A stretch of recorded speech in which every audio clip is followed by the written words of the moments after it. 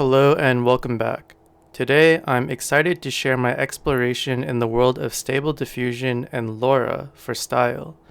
LoRA, or low rank adaptation for fine-tuning, is the new up-and-coming technique that's taking the diffusion models to a whole new level. LoRA was initially developed to teach models new concepts, and it's been mostly used to train characters so far. However, if you really think about it, subject and characters are concepts, and artwork styles are concepts as well. Anyway, the advantage of low-rank adaptation for fine-tuning is that it's smaller than DreamBooth models while also being more modular to a certain degree. As someone who's always been interested in the style aspect of diffusion models, I've been focusing my experiments with LoRA with the purpose of replicating or combining art styles. And if you're curious about the theory and mathematics behind LoRA, don't worry, I'll provide a link to the paper for you to dive deeper. For me, I like to learn abstractly through hands-on induction first before doing the deep dive, so that's what I'll be doing today. Before we get into the procedure, let's make sure we have everything we need. You'll need to have an installation of the automatic 1111 webui, along with the specific models you plan to train on. For me, I like to use the most vanilla base models. So that's the Stable Diffusion 1.5 EMA pruned and the Anything 4.5 pruned models. Next, you'll need to prepare a dataset with text files storing captions or tags, depending on the model you're training on. Trust me, this is a key component of the process, so I'll explain more in depth later. Finally, you'll need a repository or notebook that can train LoRA. But don't worry if you don't have a powerful GPU. You'll still be able to follow along. In fact, I'll be using two different methods to train the LoRA style models. For the first half of this video, I'll be using the user-friendly GUI implementation of Kohya's SD scripts by bmalte on GitHub. You can find the link to it in the description below. He also has a YouTube channel, so please check him out as well. I'll be training the Stable Diffusion 1.5 EMA prune model using this method.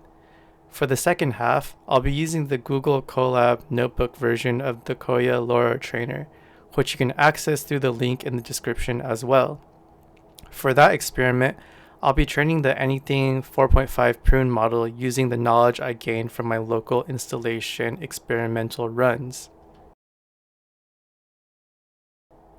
As I mentioned before, I'll first be using the user-friendly GUI implementation of Kohya's SD scripts.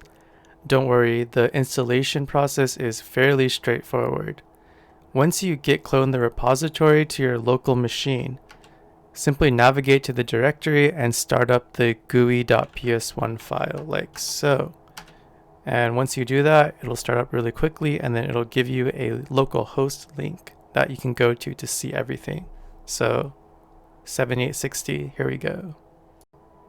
Before I go any further, I'll try to be as transparent as possible with my hardware and equipment. As always, I'm using my RTX 3090 card with 24 gigabytes of VRAM. So if I type in NVIDIA-SMI, you can see my VRAM right there. This means that I don't have to worry about VRAM costs, and I can train my LoRA models with ease. Now, if you want to follow along with my settings, but you don't have a powerful card, that should be no problem. You can adjust the settings in the Kohya trainer to ensure that you don't get any errors while training. Unfortunately, I don't have a weaker GPU to test out LoRA training under low VRAM conditions, but with some tweaking of these settings I'll list here on the screen, depending on, you should probably lower all of these. You'll be able, or turn them off, you'll be able to run the training locally with no errors. Continuing on, I'll share some insight on streamlining the dataset preparation. Initially, I was going to train exclusively on graphic paintings, such as the work of Taiwanese artist Vofan. These are some examples of his work, if I can find them. This. And he's known in the anime artist community as an illustrator that paints with light. So you can see that it's not very anime-ish, except for the proportions. And you might recognize his art from the Monogatari series light novel covers, as he illustrated all of them. So this is Oshino Ogi, I think. And before we proceed with captioning, let's rename and crop the images. A useful tip is to ensure all your images are in the same file type, like JPEG or PNG, to prevent any duplicate numbering during batch renaming. Here's an example of what to avoid or look for when creating your dataset. On Windows, select all images, click on the rename icon up here, and choose a name for all images. So I'm going to say graphic_illust, and press enter, and voila. All your images are renamed, with the only difference being the number in parentheses. However, there is a gotcha here. If we take a closer look, you can see that there's actually repeating numbers, like so. This is not good. We don't want that. So you can see this image and this image are both named graphic illust 1, but one of them is a JPEG and one of them is a PNG, like so. And next we have graphic illust 2 and graphic illust 2, 3 and 3, 4 and 4, 5 and 5. We want to avoid this, but how? There's a simple fix for this. What I did to avoid the duplicating numbers inside the parentheses for the image name was to open up a command prompt and then navigate to my folder with the images. So if we look in here, you see all my images are in here. And what I want to do next is to convert all the JPEGs into a PNG or all the PNGs into a JPEG. Just make sure everything in your folder is one file type. So you can type in REN for rename, and then the star.jpg, and then another star.png, like so. Now press enter and everything in this folder should be a PNG because we renamed all JPEGs to PNG, and let's verify. You see all these PNGs here? Great. Now we're going to go back and try the batch rename once again. So back in the folder, Control A to select everything, and then click on this icon up here, rename. Once again, graphic illust, enter.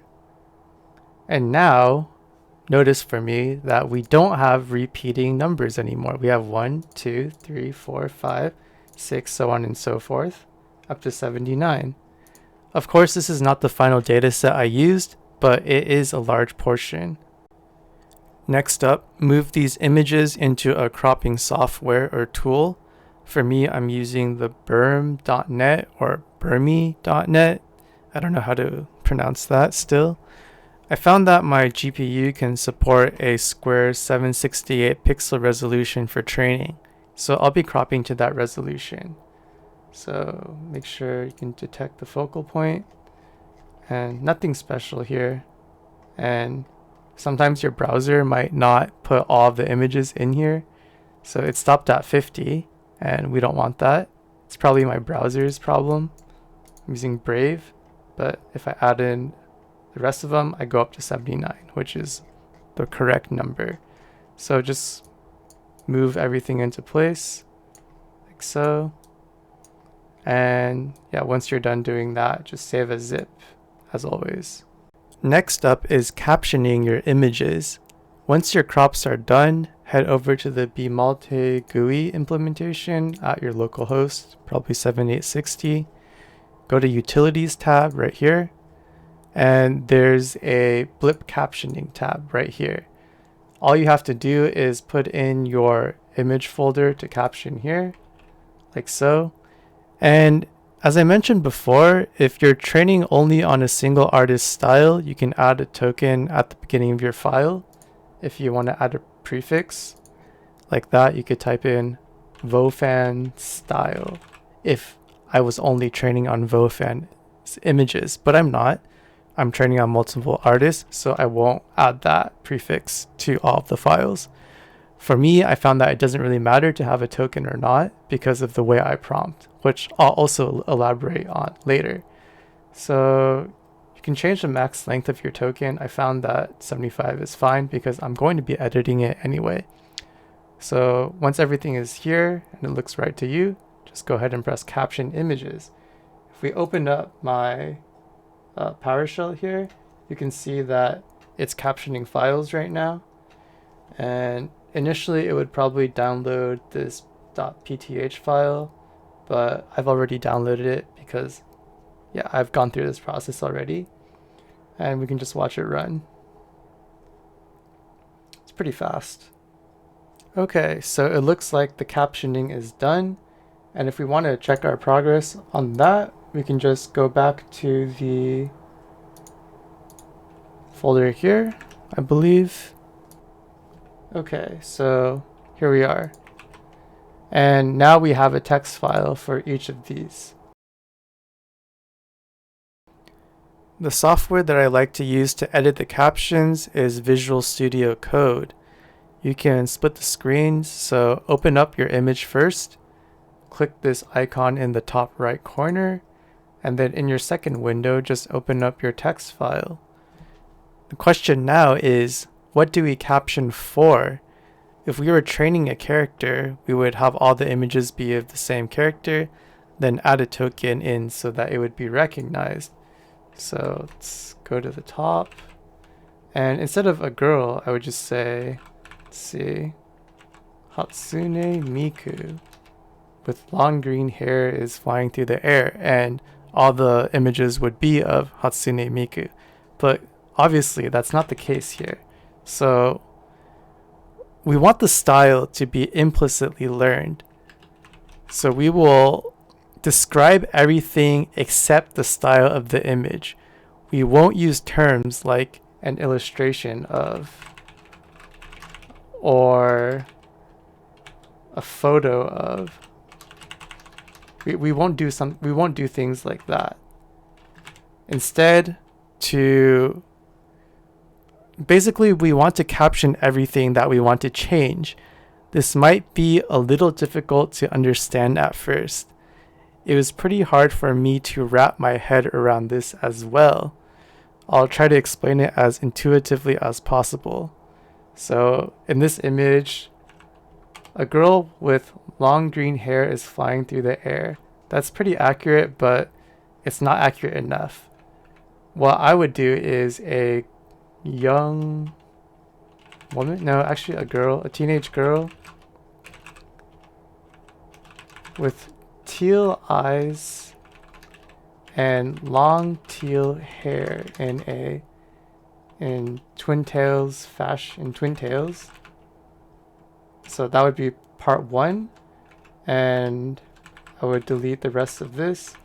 Flying through the air, I'll put at the end. So what else besides what I wrote is in here? So she's wearing, I would say wearing a white blouse, white collared blouse. So, a white collared blouse like that. And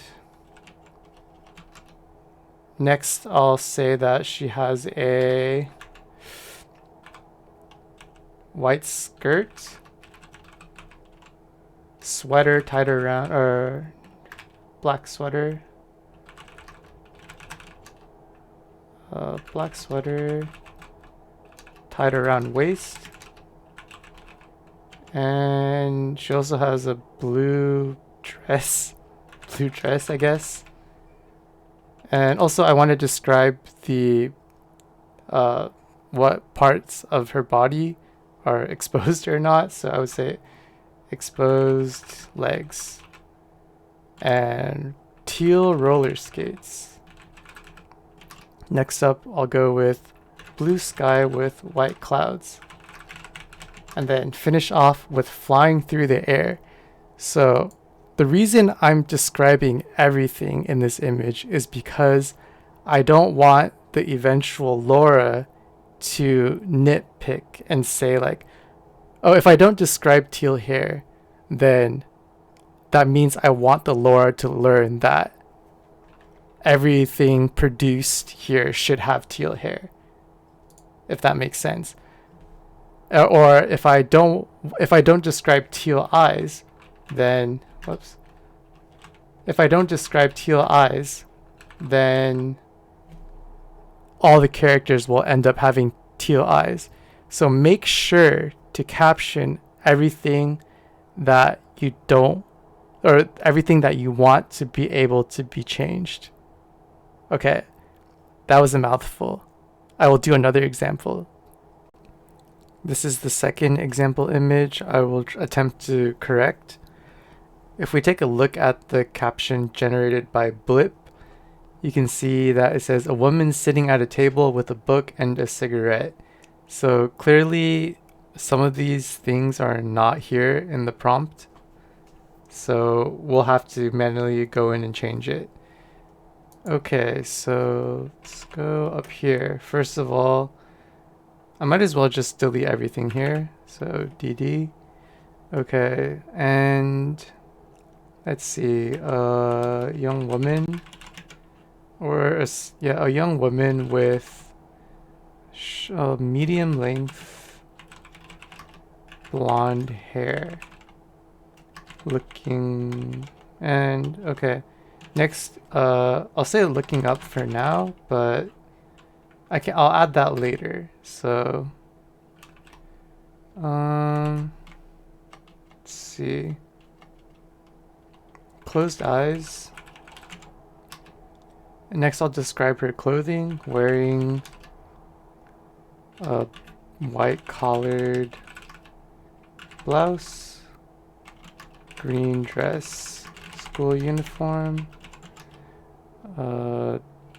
desaturated light brown ribbon. Okay, so now that I've described most of the character, I'll go into maybe like a pose. So looking up, to the side, to the right side. Next, I'll describe a book in the foreground. And lastly, the environment, blurry background, blurry building in the background. And that should more or less do it. I could describe the green hair ribbon in hair. Yeah, that sounds like a good idea. So let's go back. Let's go here. Green hair ribbon. Okay, so I think that basically covers it. And so it's pretty time consuming. You have to go through all of these texts and caption them appropriately if you want to get a good data set. So I'm going to go ahead and do that and then start the training. Okay, so now I'm back in the GUI implementation for Kohya's SD scripts. Head over to DreamBooth LoRA tab, as that's what we'll be using. Let's start with the source model. As I mentioned before, I'm going to be using the Stable Diffusion 1.5 EMA prune model for training. So I'll go over here and click this paper icon. And usually it's in my models folder for Stable Diffusion. There it is. And on a side note, there's these two checkbox options below called V2 and V parameterization. Those are Stable Diffusion 2.0 options, so we're using a 1.5 model or a 1.x model, so keep these unchecked. Next up is the Tools tab. The Kohya folder structure is a little unique, and it has to follow a certain convention. I'll bring up an example of it that I've done already. So it should be here. And if we open up any one of these folders, these are called project folders, and inside the project folder, there's an image folder, a log folder, and a model folder. So the image folder holds your dataset folder, and once you go inside, there's another folder here with some strange naming. It starts with a number, then has an underscore, string of words, and then a space, and then another string of words. When you create the folder, you can either do it by yourself or you can use the Tools tab in the DreamBooth LoRA tab. I'll be using the Tools tab, and the log holds the TensorBoard file, and then the model is obviously the models for the LoRA. Okay, let's go back to the Tools tab now. Okay, in the Tools tab, starting off, you can add this instance prompt and class prompt. I found that these don't really do anything if you aren't using regularization images, which we aren't. So you can put whatever you want in here. I usually just call it, okay, I called it this thing, LRGR illust. So just LoRA graphic illustration, and made it a shorthand. In class prompt, I just put the words artwork style. It really doesn't matter what you put here. And now you have the directory for the training images. Put that in wherever you stored them. Mine are here at this path, training images LoRA. And for repeats, this is the number of times the images inside that folder will be repeated. For example, if you have 10 repeats and 100 images and only one concept folder, then you'll have 1,000 steps in total. For me, I will be using 15 steps or 15 repeats here. And next, you can add this destination training directory. This will be the project folder. So go ahead and put whatever you want for the path here. Okay, I'll make this LoRA example, and now I'll click prepare training data. If we look at the PowerShell, you can see that it says done creating kohya SS training folder structure. And let me quickly find that. Okay, so you can probably see it now. Here is the new folder structure. And if we click on image, yes, it's created the dataset folder for us. And now we can press this button here, copy info to folders tab. This is pretty useful, so I'll just click it and then explain what happens. Go over to the folders tab now, and you can see that we don't have to manually type in the path I just showed you. It gives, it does it for us already. And lastly, for this, I'll just call it LoRA example 01 for the model output name. This should be it for the path setup. Next up is training parameters. If you open up the training settings, these should be the default settings. However, since I have around 157 images in my dataset, these default parameters won't do very well. After extensive experiments, I found that using modified settings from my configuration file gave me vastly better results. So I'll go ahead and load them up, and here we go. On normal LoRA training, you probably won't have so many images like I do, so you can probably raise your learning rate. I have a pretty low one for the UNet. Next, I'll briefly go through the settings. The first one is train batch size. If your GPU has below 8 GB of VRAM, I suggest keeping this at 2 or even 1. This parameter represents the amount of parallel computations you can run at one time. Next up is epoch. Epoch stands for the number of times you do forward and backward propagation on a dataset.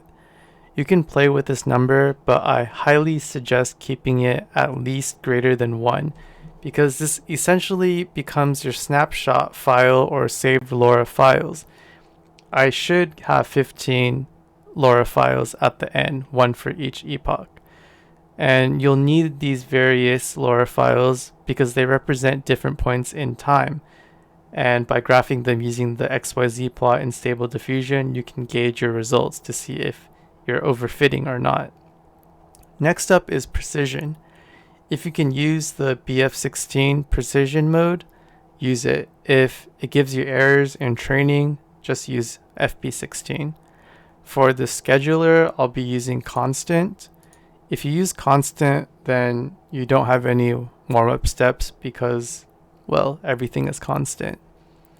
For learning rate, the first learning rate up here is the default value. If your text encoder or UNet learning rates are blank, it'll just use whatever values here. Next is network rank and network alpha. Generally, you should keep these two values the same or equal. For higher resolution images such as 768 by 768 pixels, it's a good idea to use a higher network rank. For style training on a non-anime model, it might even be more advisable to go up to 200 or beyond. From my own experience, I started getting very bad artifacts around 256 for the network rank. So I suggest not going that high. Or if you do go that high, you might have to lower your UNet learning rate even more. Next up is advanced configuration. So if you open up this box, you can see what I'm putting there. You can just follow what I have here. Since the Stable Diffusion 1.5 models were trained on clip skip 1, keep the slider here at 1. On anime models such as Novel AI or anything v3, use clip skip 2.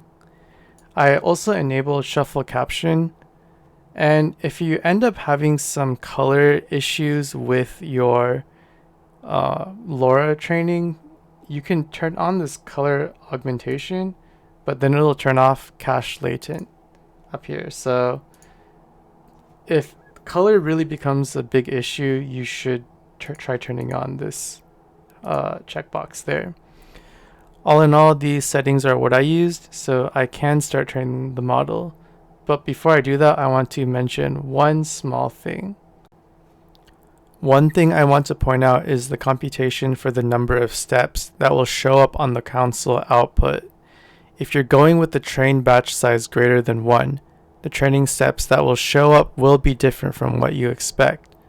The ground truth number of steps, or the total amount of steps, is calculated by the number of images you have. For me, it's 157, multiplied by the amount of repeats you have, which is 15, and you multiply that by the amount of epochs you specified. So for me, it's also 15. So my final number of steps will be 157 times 15 times 15. Thus, if you multiply them all together, I have a grand total of 35,325 steps. However, I have a trained batch size of 6, so I'll have to divide the total amount of steps by 6. Remember, I said that this is the amount of parallels you can have going at one time. So if you divide that number by 6, you'll get around 5,888 steps. Once I start training, this should show up as 5,888 steps and not the grand total of 35,000 something steps. If all seems to be in order, let's start training. Press train, and then I'll show my PowerShell. So this is what my PowerShell is going to look like after I press the train model button. So here we go. As you can see, if you look at max train steps, it's at 5,888, which is what we calculated by hand. Next up, it's doing its thing, loading my checkpoint, and then probably cache latents. So yeah, here we go. Yep, good. And now it'll calculate the amount of steps.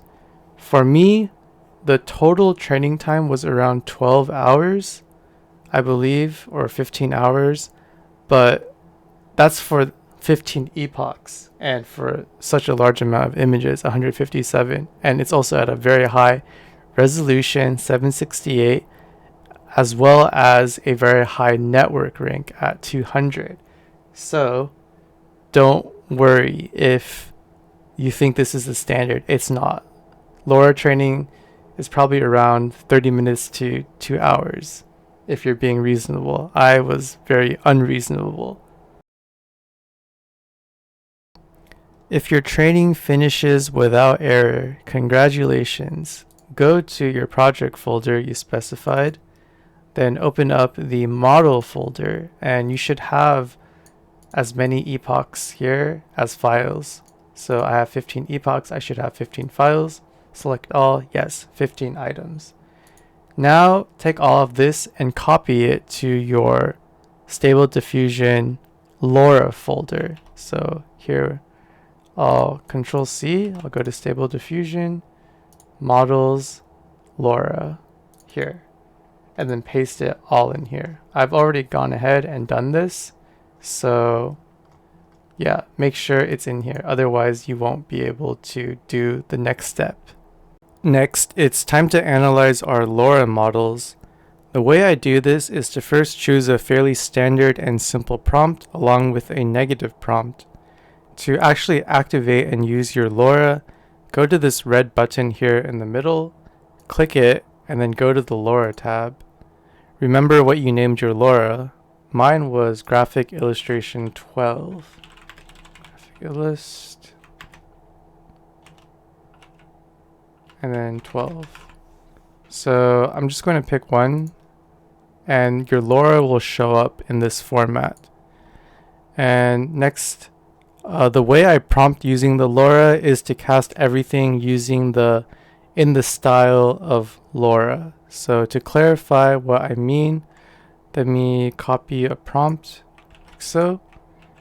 And see, it says close-up portrait female in the style of all that. And yeah, this way I tell Stable Diffusion to load the LoRA's implicit learn information in as a style. I'll leave this like this for now and just put in a boilerplate negative prompt like so, and I'll close this. Next, I'm just going to change the sampler method to something I'm used to using. So that 640 height. Okay, that looks good. Next, I'm going to open up the XYZ plot option in the scripts here to vary the epoch version as well as the LoRA strength. Remember, the epochs are saved in the format LoRA name, so LoRA graphic illust 12, then a dash, then 5 or 4 zeros followed by an integer. The strength or weight of the LoRA follows after the next colon, so here. I want a grid that displays not only the variation in epoch models, but the change in LoRA weight as well. To do this, I'm going to first select prompt SR for X type, so prompt SR, which stands for search and replace. And what I want to replace here is the model number or number, so I'm just going to change this 00007 to this variable num. And what I'll do next is in X values, I'm going to type num and then 001 all the way to 00014. This means that instead of going from num, it'll go from 001 all the way to the end. If you understand this logic, then it should be fairly straightforward to understand what I'm going to do next, which is also going to the Y type, setting this to prompt SR again, and then this time I'm going to go ahead and do strength. And instead of the 1 up here, I'm going to change that to strength, like so. This way, when I prompt, I will be getting at least a 14 by 10 grid or 10 by 14 grid that shows me the variation in value. So yeah, I think this looks fine.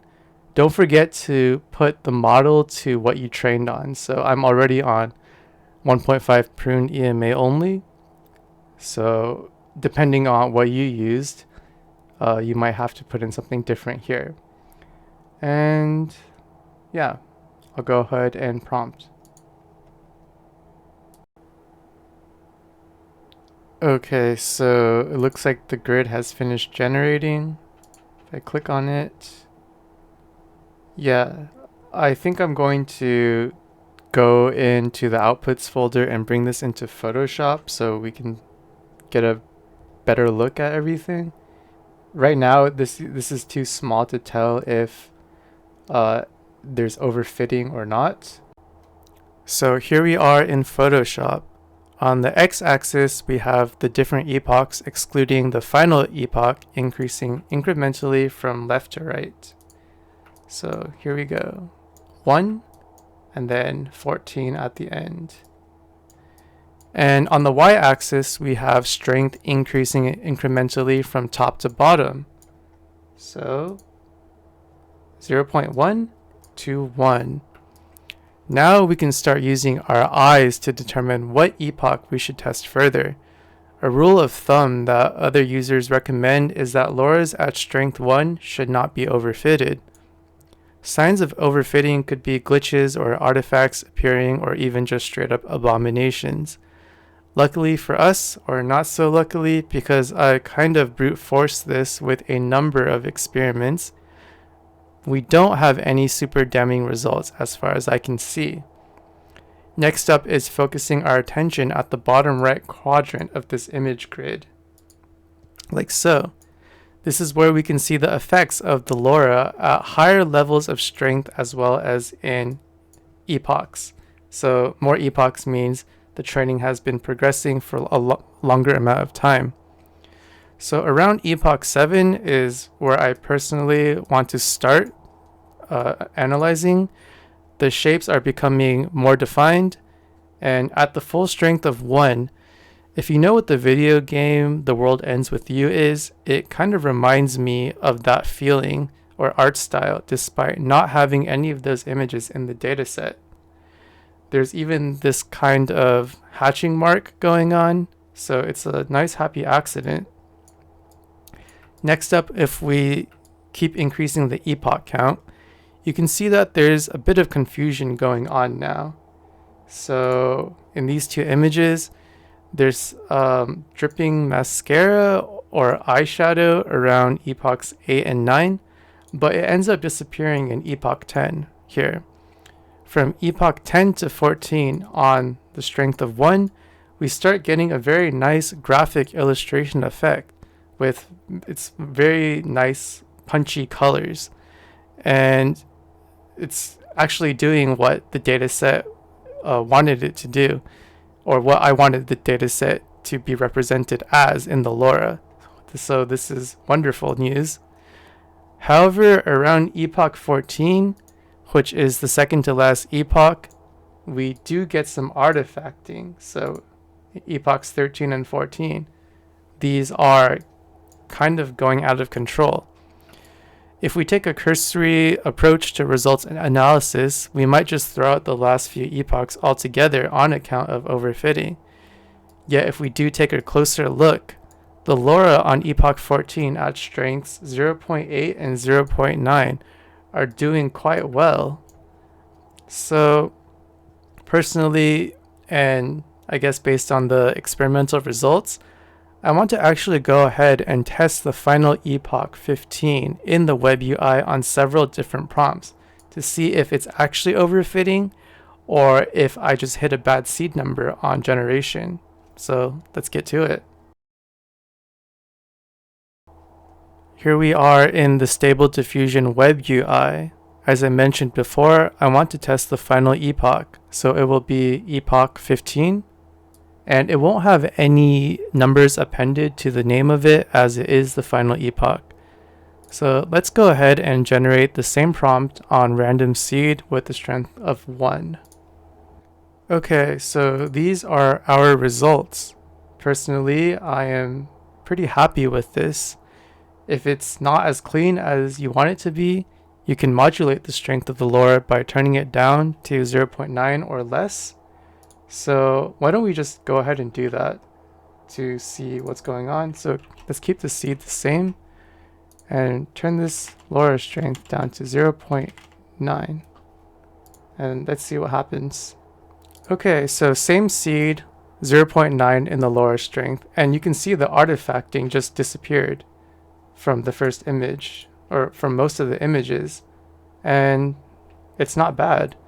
Of course, the artifacting or the various parts can always be improved with inpainting, so I'm not too concerned with the text to image portion. So now we have this. Why don't we try seeing if we can change the other aspects of the image? Right now it's on white here. Can we change it to blonde here? Because this is how we can tell that our LoRA is not being restrictive. If we cannot change the properties of the output with our prompt, that means the LoRA is overfitting, which is another thing we should be looking for. If this gives us blonde here, we should be good to go. And yes, we get blonde hair and green eyes. Fantastic. So I think this is it for testing the LoRA on characters. But how will our LoRA do on things that it wasn't trained on? So this is the purpose of the style LoRA. How can we tell? So I will prepare some prompts right now to test that. Okay, so I will get rid of this character stuff here, and I'll bring the strength back to 1. I'll change the seed back to random seed, and instead of portrait female, why don't I do an environment first? So an outdoor environment. If you guys know the Dolomites mountain range, it's a pretty famous mountain range in Italy, northern Italy, I believe. Let's go ahead and see if we can get some graphic illustration on the Dolomites mountain range.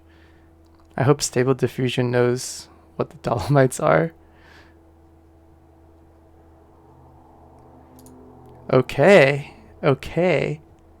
This is good. This is what the Dolomites actually look like if they were stylized.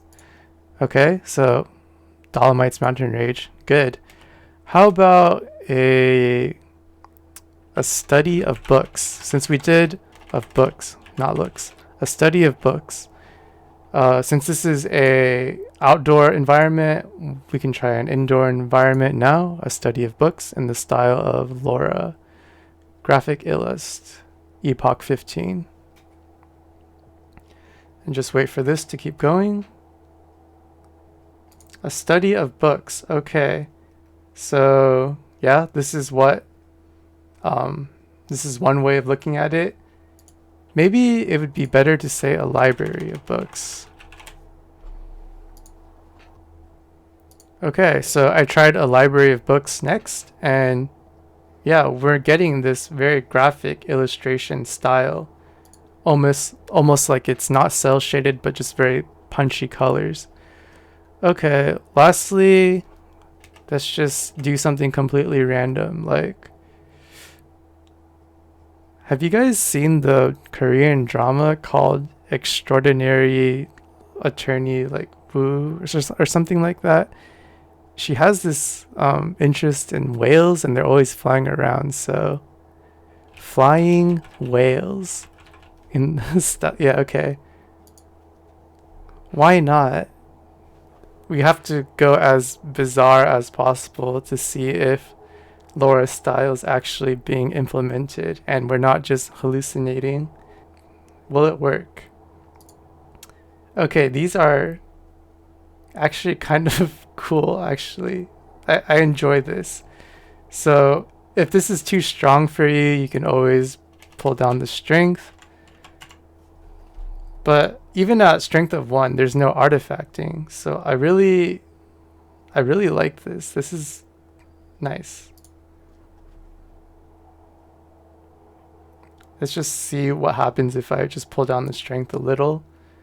It's just an experiment.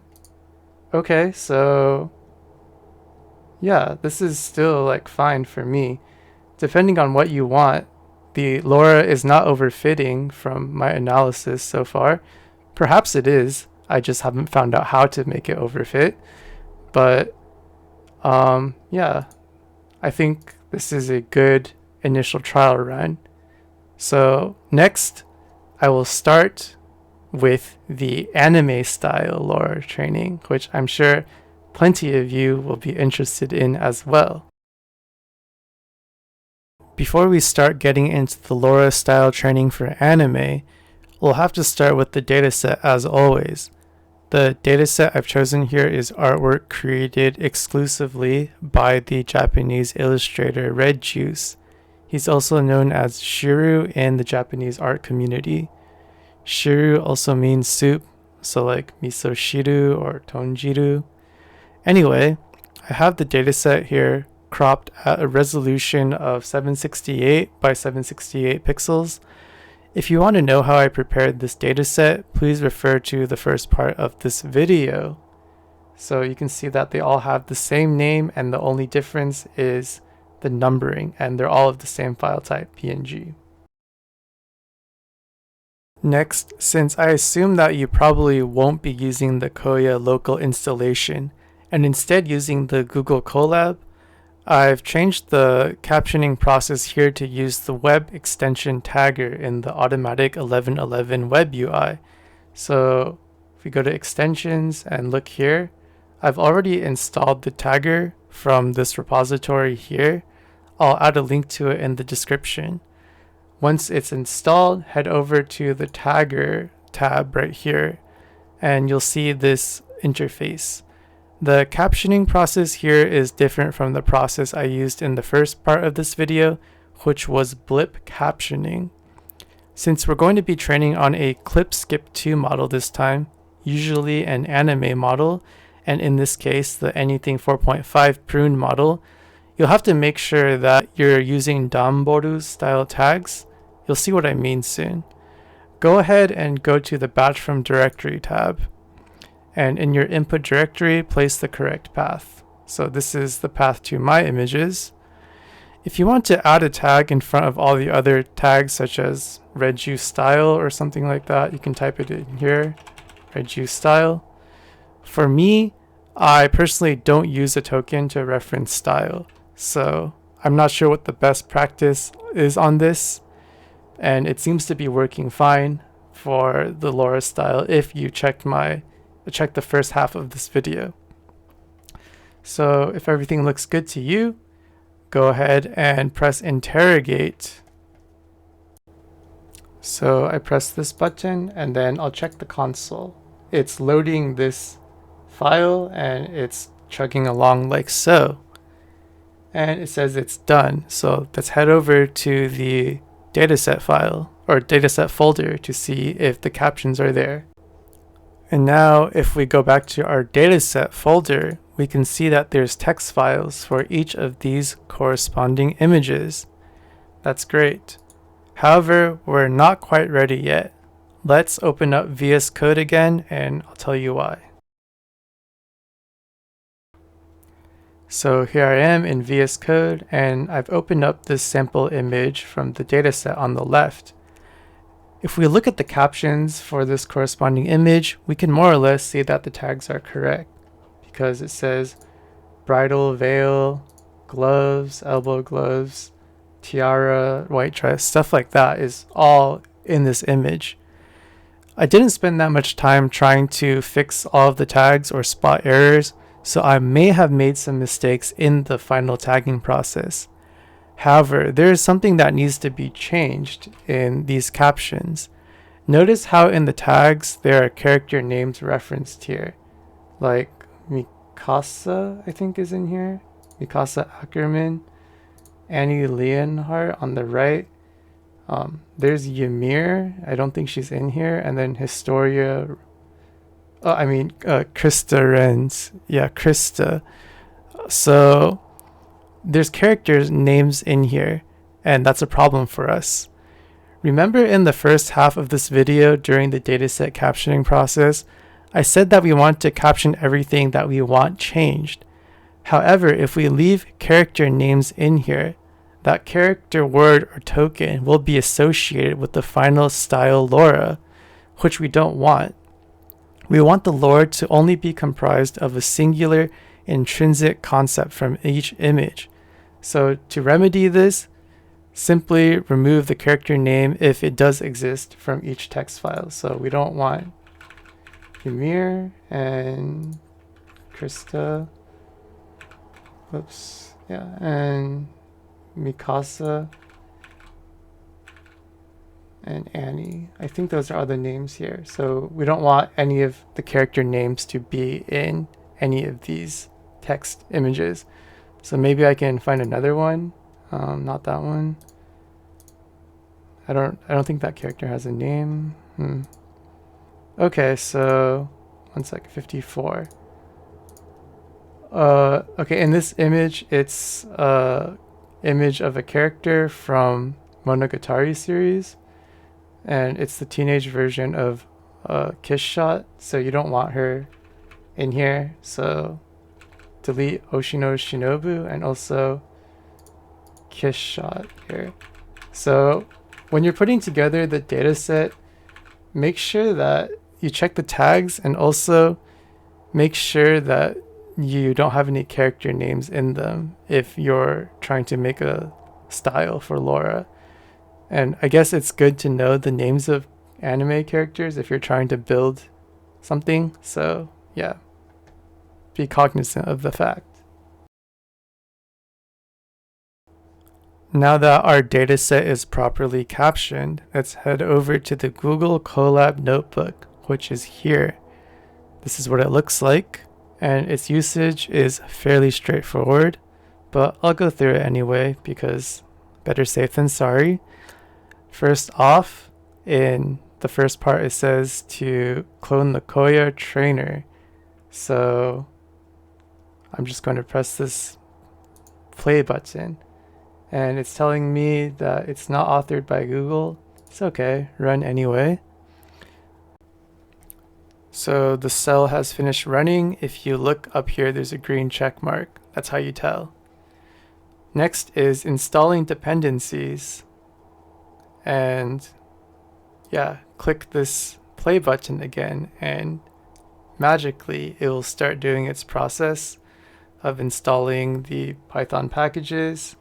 This does take a bit of a while, so let's just wait for it to get through everything. Okay, so the dependencies have installed, and if you check down here, it says it took 3 minutes and 39 seconds, which is a while. Next up is section 1.3, log into Hugging Face Hub. Make sure you have a Hugging Face account, and then make a token with the right role. WRITE, not read. And I'll just go ahead and paste my token here. Press this play button. Yes, my write token has been saved. Unfortunately for you guys, you can't use this write token because I will have deleted it. So don't even try. Anyway, next up is mounting the drive. Sure, I will mount my Google Drive. Connect to Google Drive. And yes, I will accept or allow. And it should show up on the left once it's done. Okay, it's finished and it's mounted at Content Drive. If you go to the right or the left, click on this folder button, you'll see that drive is here. Okay, next up is Open Special File Explorer. Sure. And next is section 2. This is where we start downloading the models we want to use. For me, I mentioned that I'll be using anything for 4.5 pruned, so I'll just pick that and press play. It'll go ahead and download it, I assume from Hugging Face. So the download of anything 4.5 pruned is done. It took 24 seconds. Next up is 2.3. You can skip 2.2 because you're not using a custom model, just using one of these default ones. 2.3 is downloading the available VAE. Since we're using a anime model, let's just go ahead and press this play button for that cell. Okay, it's done now. Next up is Section 3, data acquisition. Define the data of your training data, or define the location of your training data. So let's see. I'm going to go with 10 repeats, I believe. And I'll just change these. These really don't matter, as I mentioned before.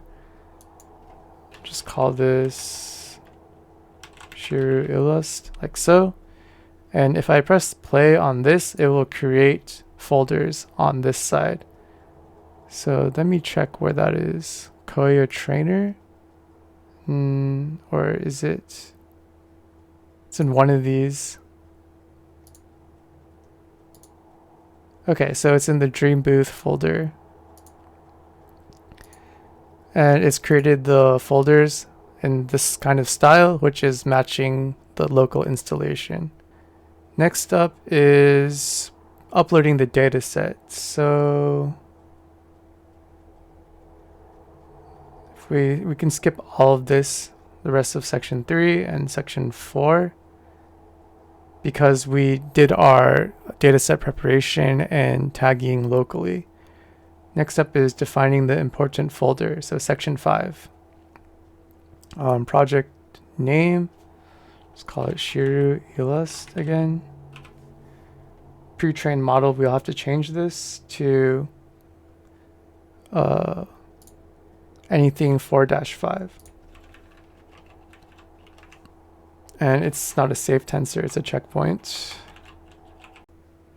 For VAE, we have one, and it's at this location folder. And then if you want to just copy this path, you can click on these 3 dots, copy path, and paste it there. The train folder directory and regularization look fine to me, and it'll be output here.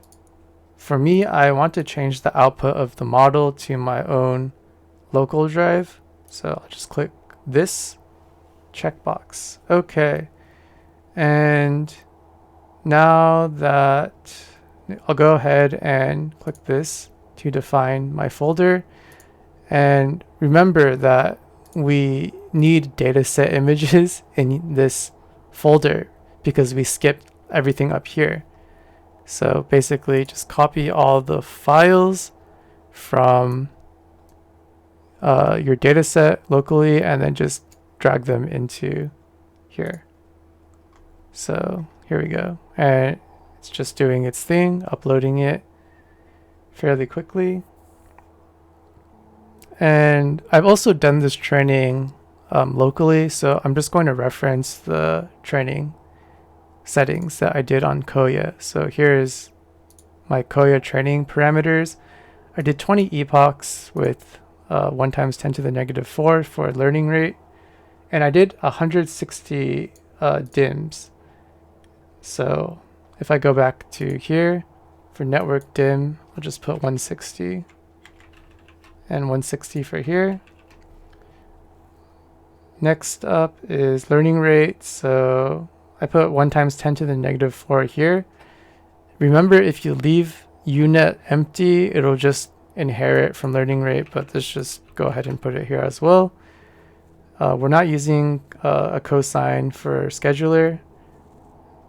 And yeah, that seems okay. So once you've done that, remember to press the play button to activate that cell.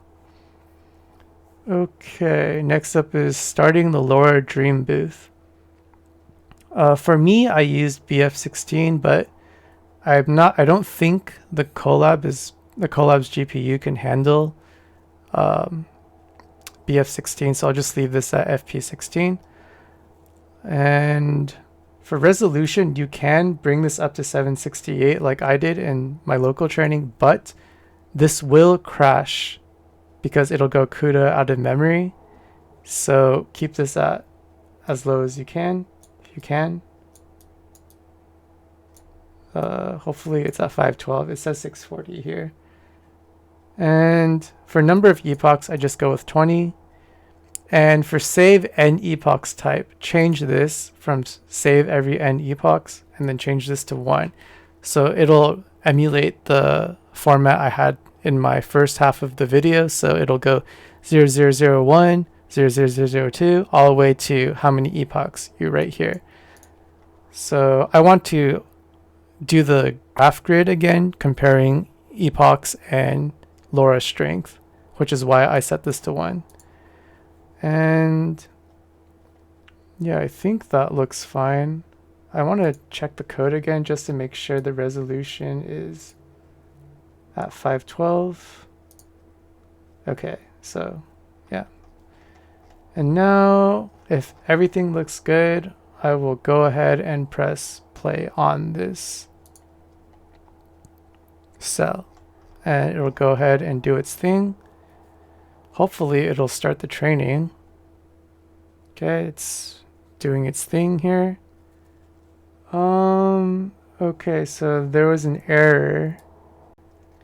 Okay, so we have an error, which is good. I make mistakes too, so let's see what the error is. Repo ID must be in the form, repo name. So apparently it thinks I'm trying to pull from Hugging Face, which I'm not, which means that my local path name must be incorrect. So let me go back to the pre-trained model or path. Anything for, okay, I didn't write pruned. Also, it's better to just copy path so you don't make these kind of stupid mistakes like I do. Okay, and also after pasting it there, rerun this cell. And I'll just rerun everything for good measure. And I'll go ahead and restart this cell again. Let's see if it will run. If there's more errors, that's great. This is a learning process. Okay, it's preparing the accelerator. Okay, the unit and the VAE have been loaded, and now it's downloading a PyTorch diffuser, I think.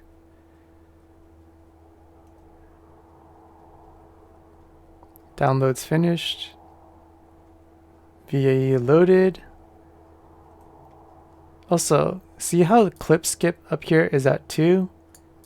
Because it's an anime model, and those were turned on clip skip 2. So, not clip skip 1 like the previous video, or the previous portion of this video. Caching latents, it seems to be proceeding along correctly. And if it starts doing the epochs, then we can rest easy and just leave it to do its thing. Let's see. It should say it's like, oh, epoch 1, and it's doing this amount of training steps. So let's just give it some time. Okay, steps 0%, and okay, it's chugging. It'll probably take around an hour, hour and a half, so I'll just leave it and let it do its thing. Just a small update, the training is progressing as expected and smoothly. You can see that it saves the checkpoint to your Google Drive at every epoch, which is what we want. So let's just be patient and it will be done soon.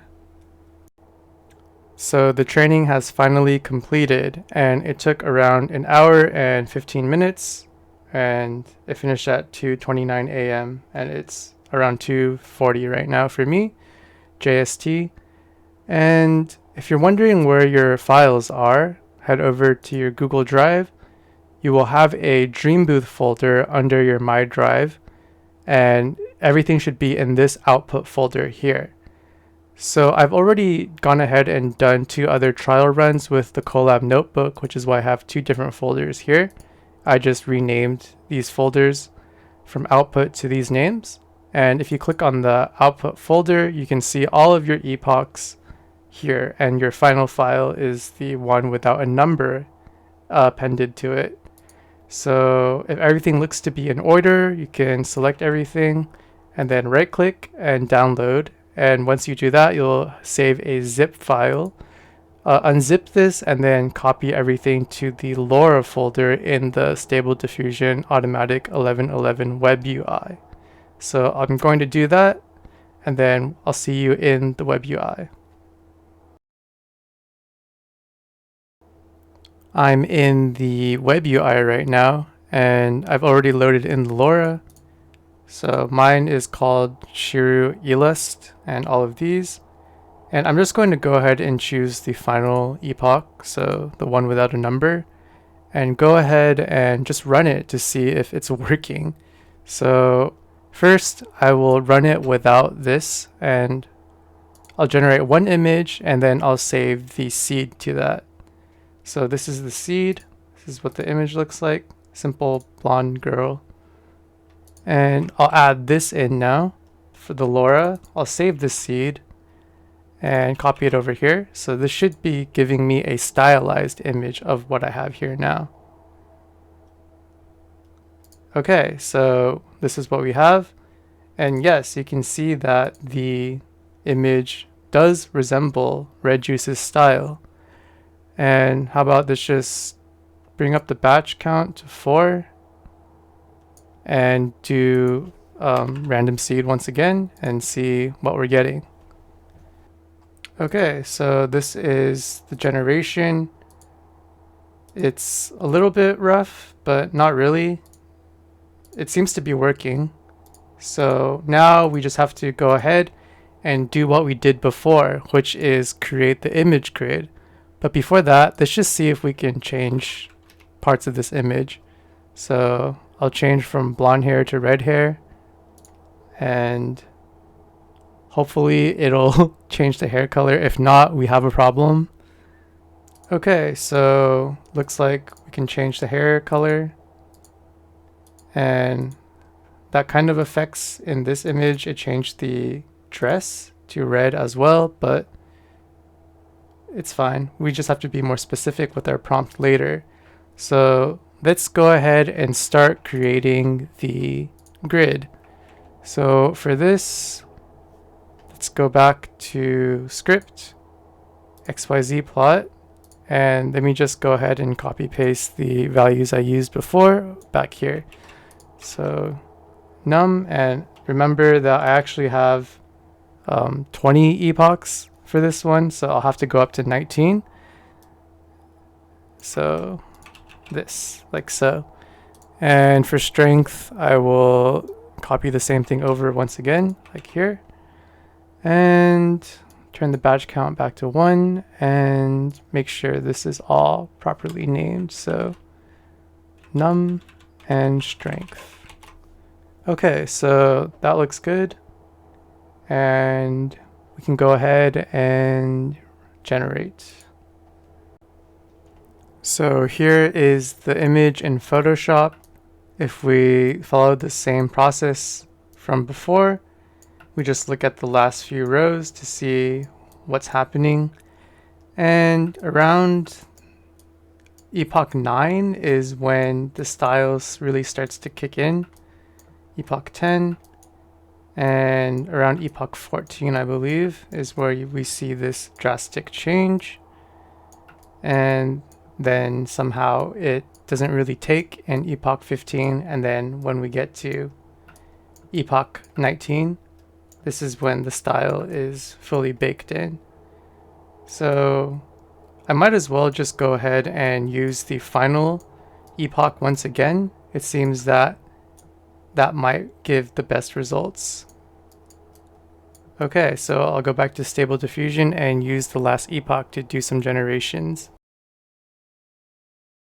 Back in the web UI, I have my LoRA loaded in. It has no numbers on it, so it's the final epoch. I'll do some generations just to see what I'm getting. And yes, it does seem to be taking to redjuice's style pretty well. Sure. It might be even a little underfitted. It's possible I could keep going. We'll see. So next, what else can we do? Well, one of the powerful things about LoRA is you can combine it with other LoRAs. So if you looked at the thumbnail of this video, you saw that I had a Lucy from Cyberpunk Edge Runners character in redjuice's style. So why don't I just try that here? And let me go ahead and paste this in here. And in the original generation for this thumbnail, I was using my own LoRA trained locally and not the Colab, but I want to go ahead and see if the Colab version performs well as, yeah. Okay, so here we go. Combined, if you add the LoRA weights up, they equal 1, and this is a good principle to follow to make sure you're not overcooking your image. So there we go. Lucy in redjuice style. Let's do some more batches just to see if it's working or not. So the generation has finished, and yes, it does seem to be working. However, you can see that you could probably go a little bit harder on the training and maybe do more repeats or more epochs, because I do get the feeling it's a little underfitted. If you go ahead and try my locally trained version, which is, it was trained at the resolution of 768, we can go ahead and punch this in here like so, and I do think you would get more of the style baked in, because this feels a little underfitted. Okay, so this feels a bit better, but it also might be because I'm using a VAE. And here we go. This is with my own LoRA, and yeah, not too much of a difference, but it is there. So I'm going to do a second example now using the original Colab LoRA with another character LoRA. Both of the character LoRAs were made by Lycon. He's the person who made Dream Shaper on Civet AI. And this time the character will be Aqua from Kingdom Hearts. So let's do a little preliminary generation and see if we're getting something. Okay, so yep, that looks like Aqua to me. And change the batch count to higher number just to see if I'm getting consistency. Okay, so here we go. The generation has finished. Aqua, and it does look like redjuice drew it, so there you go. And if you want that desaturated look that redjuice has going on, you might have to unload your VAE.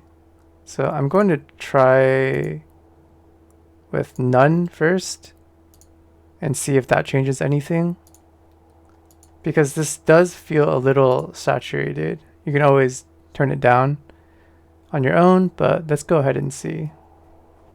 Okay, so yes, I unloaded the VAE, ran it on a new random seed, and yeah, you can see that Aqua is kind of generated here. You see these pink or purple straps, they're not taking in some of these images, so you either have to lower the style strength or increase the Aqua character LoRA strength. But yeah, I think more or less that's it. So I went back and did a generation with a batch count of 4 on Lucy once again. This time it was with the VAE or autoencoder turned off, and I can see that there's more of that redjuice style in here now. Anyway, all the LoRAs I trained and displayed in this video will be available for download at my Civet AI page listed in the description. Hopefully I went over everything that you'll need to train LoRA for style. Of course, I'm still experimenting as well, but I do feel like this process I took did give me satisfactory results, and I hope it will for you as well. Once again, thank you for watching, and I'll see you all next time. Bye.